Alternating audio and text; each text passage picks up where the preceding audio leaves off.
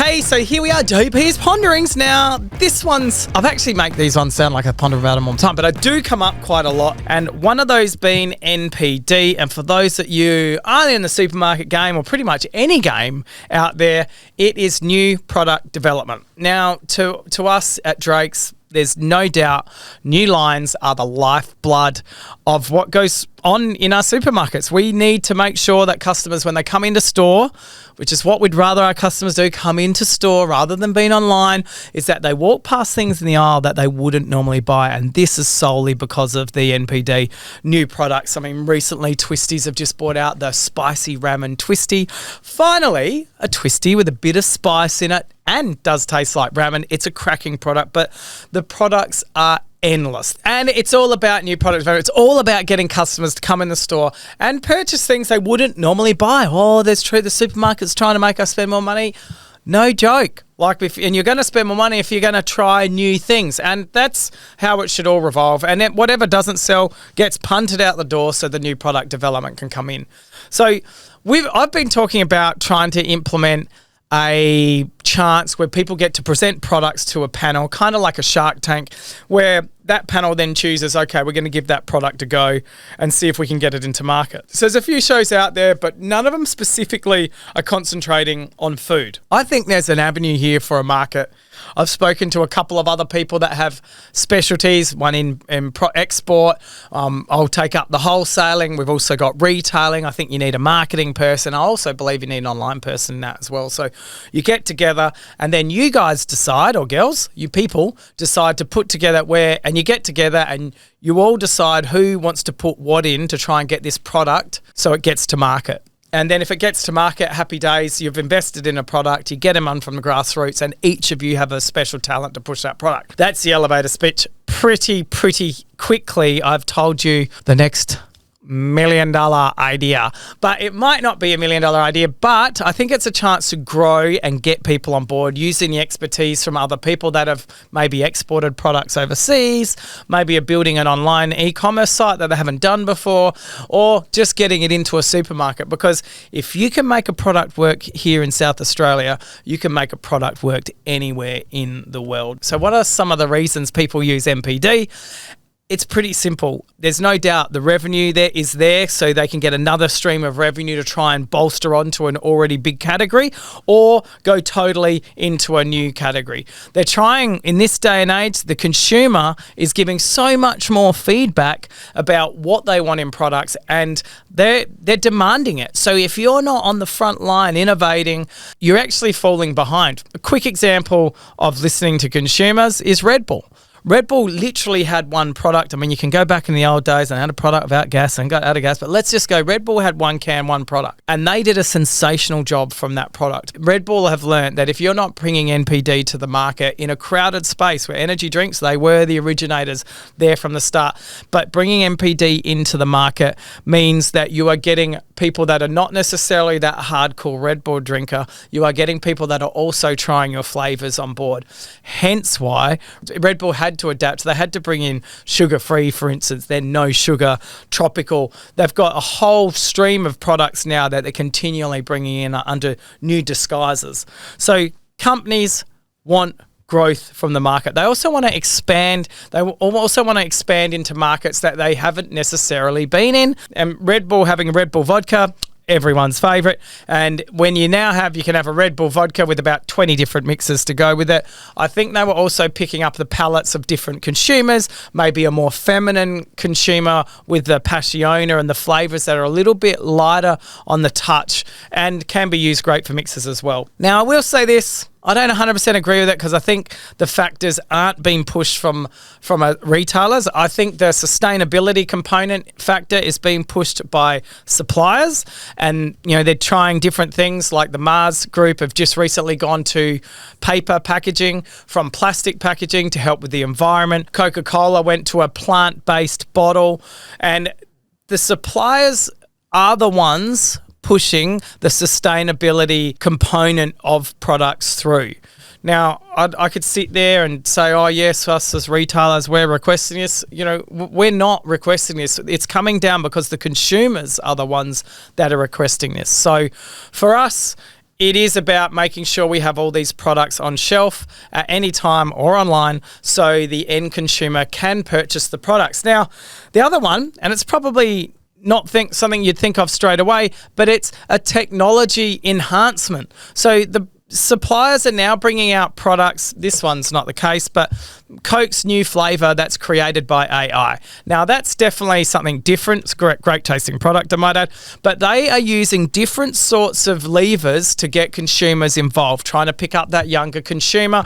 They've got a product where you scan and all of a sudden you can have your can looking like it's in some artificial world, or maybe just a place in the future, or maybe Egypt a long time ago before aliens took over. But you take a photo of that product, creates and uses it. It's not gamifying it, but there are plenty of products out there where they've used the gamification to try and get people more involved. Yeah, more recently, McDonald's Monopoly is trying this, and now every single person has a form of Monopoly to try and get that younger consumer on board. I must be getting too old, but I stopped gaming when it just got too difficult. I mean, when I was playing Frogger, I just had to get across the other side of the road. Now, these days in the games, I'm telling you, I get lost at the starting point and spend a whole lot of money on a game that doesn't go very far. So that has been my gaming career. So good luck for the kids coming out. NPD, everyone is doing it. Now, if I go Apple, for instance, Apple came out the iPhone 2007, revolutionized the way things had gone. And that you've got to understand this was a major step forward. The irony is the first iPhone couldn't even send a picture with a text message. So that goes to show you how far we've adapted since then.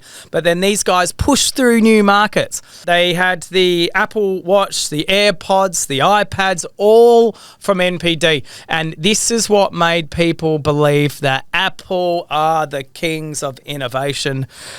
Shut up, all you Samsung people. So we go to Tesla. Tesla definitely changed the way electric cars are sold in this planet.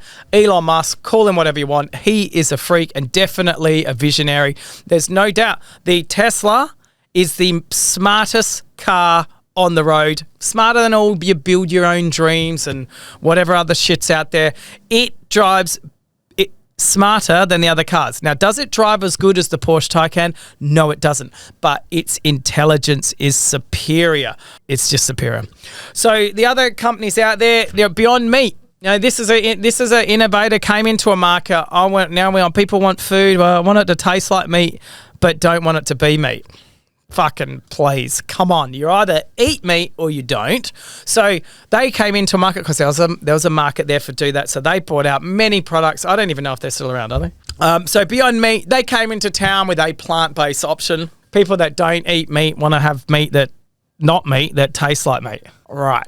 But anyway, these guys come to the market and they have innovated in that space, offering vegan and vegetarian friendly meals that taste like meat. So as you can see, some of these companies do it better than others. And fast-moving consumable goods, FMCG, is critical for supermarkets to be thriving moving forward. And where you do see this, you'll notice a lot of the smaller convenience style stores, the service stations, you'll notice that they do push through NPD quite regularly because they understand when someone comes into that servo, plugging their car in to get charged, sorry, that's a joke. Maybe it's not funny.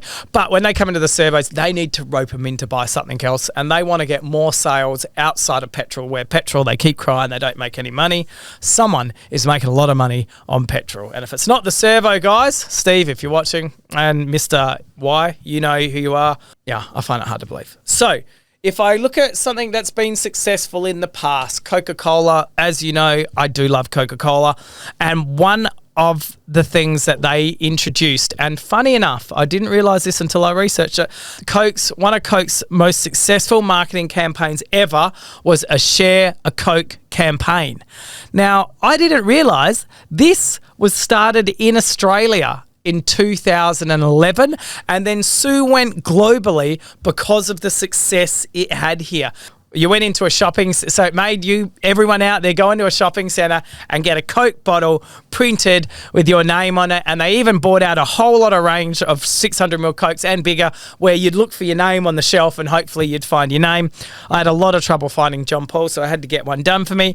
They then did the emotional connection with my name or dad or mum. They tied you in. They then followed up with social media integration and exclusively and expanded at the same time. It involved people sharing the product, talking about the product, and getting them emotionally connected. So how was it successful? It was one of the most successful sales campaigns that they'd ever had. It went globally, and it was a huge brand recognition for Coke, who were seeing some headwinds because all those diehard Coke fans had fallen off a cliff because they were a boomer and dying. No, they weren't. They'd done a survey because over 10 million US teenagers had never tried Coke. That is when they then thought, we need to get into these hands of these people, hence why they did the social media engagement, hence why globally that was one of the best campaigns Coke has ever had. As a result of this campaign, they got into the hands of 7% more young drinkers, and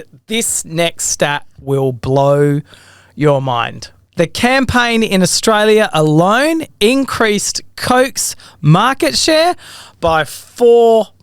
And when you're talking billions of dollars, that's a massive number. So this is why NPD is important, and this is why we need to be continually listening to what the consumers want.